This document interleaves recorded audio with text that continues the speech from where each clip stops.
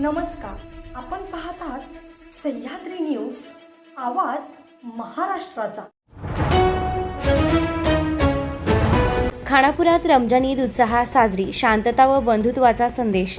खानापूर येथे पवित्र रमजान महिन्याच्या 30 दिवसांच्या उपवासानंतर मुस्लिम बांधवांनी आज रमजान ईद उल फित्र मोठ्या उत्साहात आणि जल्लोषात साजरी केली।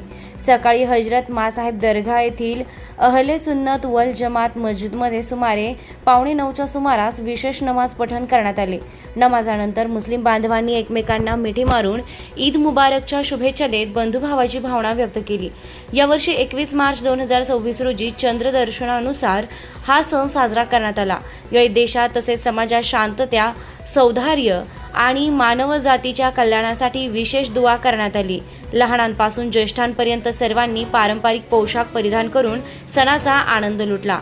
दरम्यान कोणताही अनुचित प्रकार घडू नये यासाठी खानापूर पोलीस दूरक्षेत्राकडून कडक बंदोबस्त ठेवण्यात आला होता।